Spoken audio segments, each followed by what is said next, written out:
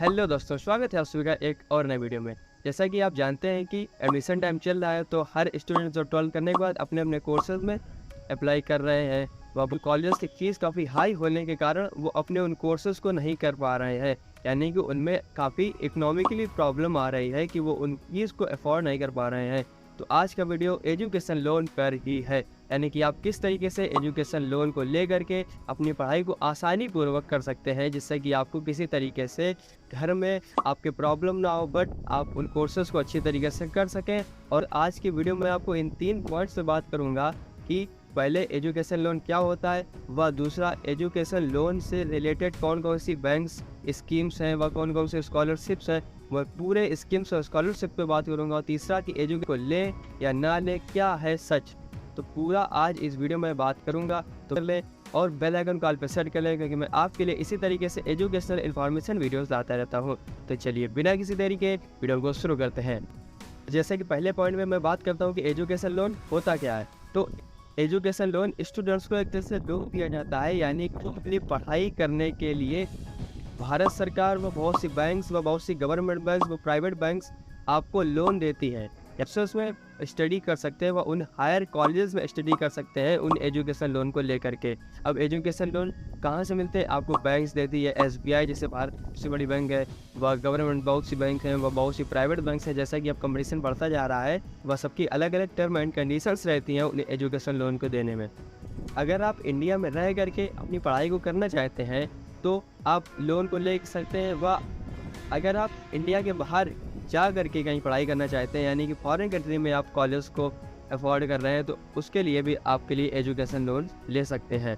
अब education loan आप 4 लाख से 10 लाख 15 लाख तक की एजुकेशन लोन ले सकते हैं। अगर आप भारत के बाहर एजुकेशन यानी कि अपनी पढ़ाई को करने जा रहे हैं, तो आपके लिए 40 लाख से 75 लाख तक का आप एजुकेशन लोन ले सकते हैं। अब जैसे कि आप जितने अमाउंट में लोन को लेंगे, अगर आप 4 लाख तक के लोन को लेते हैं तो आपके लिए उसी हिसाब की सिक्योरिटीज़ वो लोग आपसे लेंगे, व अगर आप ज़्यादा अमाउंट का आप लोन लेते हैं तो उसी अलग अलग तरह की टर्म एंड कंडीशंस रहती हैं। अब एग्जाम्पल के तौर पर बताऊँ, जैसे कि आपने 4 लाख तक का लोन को लिया और आपका अगर कोर्स 4 साल तक का है, तो आपने लोन लिया, यानी कि आप जिस बैंक से लोन ले रहे हैं तो वो बैंक से अगर कॉलेज से टाई अप है तो काफ़ी आसान रहेगा, वो कॉलेज को फीस अपनी देती रहेगा पर सेमेस्टर आपको, यानी कि पर ईयर आपको 1 लाख तक का लोन वो देता रहेगा। इसी तरीके से 4 साल में वो 4 लाख लोन आपको देगा।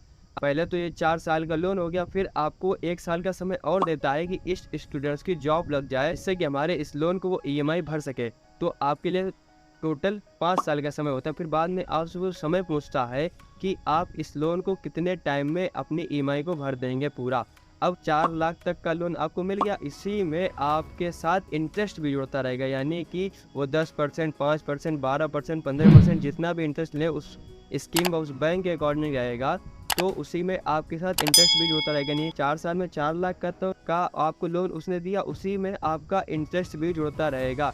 तो यानी कि जब आप उसकी EMI को भरेंगे तो उसके 4 लाख रुपए साथ में उसको आपको देना पड़ेगा। यानी वो 4 साल अपने अच्छी तरीके से पढ़ाई करें, देन आप 1 साल आपको जॉब के लिए टाइम देगा कि आप अच्छे से अपनी जॉब को से देख लें कि कहाँ आपकी जॉब लग रही है और कितनी सैलरी तक की लग रही है, जिससे कि आप उसकी EMI को भर सकें।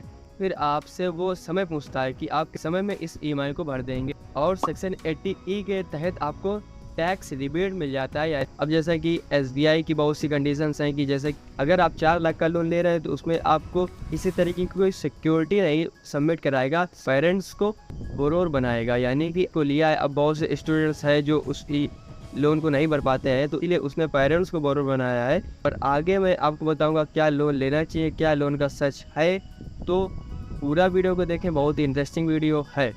अगर आप 4 लाख से 7.5 लाख का लोन ले रहे हैं तो आपको वो आपके पेरेंट्स को बोरोर बनाएगा, साथ में आपसे थर्ड पार्टी एक गारंटर भी रखेगा, पर आपसे किसी तरह की कोई सिक्योरिटी को नहीं लेगा। अगर आप 7.5 लाख व 10 लाख 15 लाख तक का लोन ले रहे हैं तो आपसे पेरेंट्स को बोरोर बनाने के साथ साथ आपसे सिक्योरिटी यानी कि FD प्रॉपर्टीज़ के डॉक्यूमेंट्स लेगा। इस तरीके से ये काफ़ी टर्म एंड कंडीशंस रहती हैं। आप एजुकेशन लोन जहाँ लेने जाए उन पर पूरी रिसर्च कर लें कि आप किस स्कीम के तहत व किस बैंक से आप लोन ले रहे हैं। तो एजुकेशन लोन क्यों स्टूडेंट्स लेते हैं? क्योंकि बहुत से स्टूडेंट्स होते हैं जो फीस को नहीं अफोर्ड कर पा रहे हैं, बट वो अपने कोर्स को नहीं कर पा रहे हैं और वो कोर्स करने के बजाय अन्य किसी वर्क में काम कर रहे हैं, यानी कि थोड़े दिन वर्क किया फिर उसको फीस को भर रहे हैं। तो इसीलिए एजुकेशन लोन बना है कि आप अच्छी तरीके से पढ़ाई कर सकें और एजुकेशन लोन को ले करके अपनी पढ़ाई को करके अच्छी जॉब ले करके अपनी EMI को भर सकते हैं।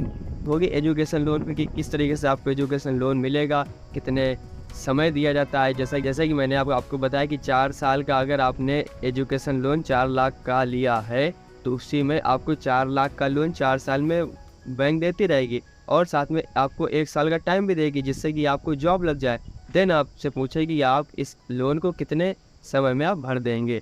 इसमें जो आपका एजुकेशन लोन है इसमें आपका इंटरेस्ट भी जुड़ता रहेगा, यानी 4 साल में वो जितना लोन दे रहा है तो उसी में उसके परसेंटेज के अकॉर्डिंग इंटरेस्ट भी यानी आप ब्याज भी लगता रहेगा। सिंपल इंटरेस्ट यानी साधारण ब्याज उस इंटरेस्ट पे लगता चला जाएगा। इसमें स्कीम्स व उन कौन कौन सी बैंक्स आपको लोन दे सकती हैं उनके बारे में बात करते हैं। तो सबसे पहले आपको SBI यानी कि जो भारत की सबसे बड़ी बैंक है वो आपको लोन देती है, जिस पे मैंने SBI की कुछ कंडीशन बताई कि क्या आपको पेरेंट्स को बरोबर बनाएगा या क्या कितने पे आपको सिक्योरिटीज़ देनी पड़ती हैं।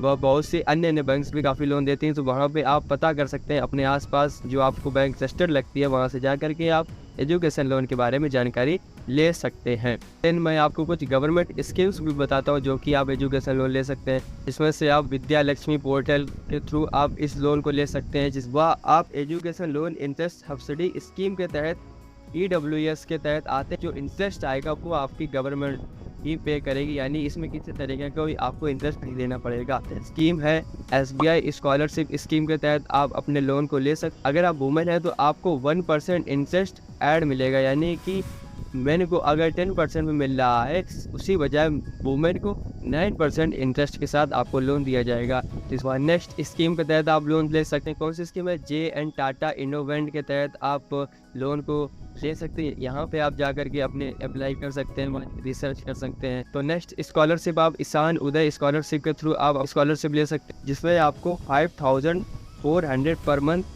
जनरल कोर्स के लिए वह 7800 पर मंथ, टेक्निकल कोर्स के लिए 5400 लाए तो आपको 70,000 पर ईयर, यानी कि आपका बनेगा जाकर। अगर आपका 7800 टेक्निकल कोर्स के लिए देखा जाए तो उसका आपका 90,000 पर 12,400 AICT स्कॉलरशिप के तहत आप एजुकेशन लोन को ले सकते हैं। पॉइंट के अकॉर्डिंग बात की जाए कि एजुकेशन लोन को लेना चाहिए नहीं लेना चाहिए, किस तरीके से लेना चाहिए, क्या है सच, तो पहले मैं आपको बता दूं, अगर आप एजुकेशन लोन ले रहे हैं तो आप डिग्री लेने के लिए लोन को ना लें कि मैं डिग्री लेना चाहता हूँ, काफ़ी उसकी फ़ीस ज़्यादा है तो मैं एजुकेशन लोन ले लेता हूँ और बस डिग्री मिल जाएगी।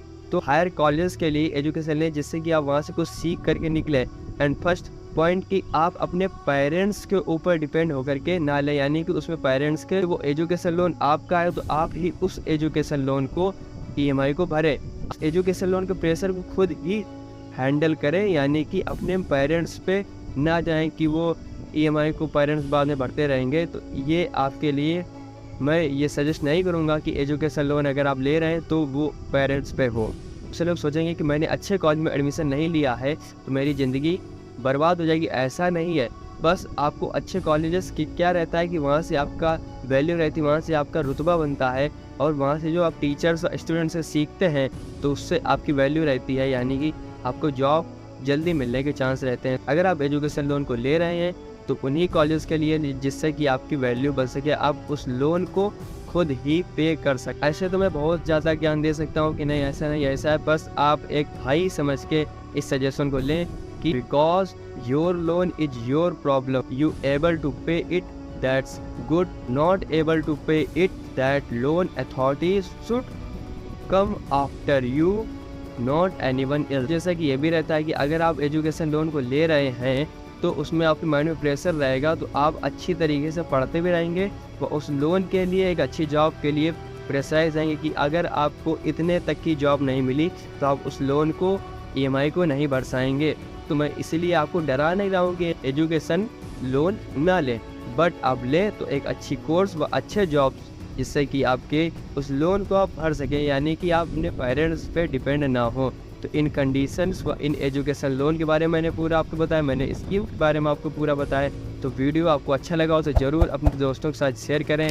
व अगर आप चैनल पर नए हैं तो प्लीज़ चैनल को सब्सक्राइब करके बेल आइकन कॉल पर सेट कर लें, क्योंकि मैं इसी तरीके से एजुकेशनल इन्फॉर्मेशन वीडियोस आपके लिए लाता रहता हूँ। आज के वीडियो बस यहीं तक। जय हिंद, वंदे मातरम।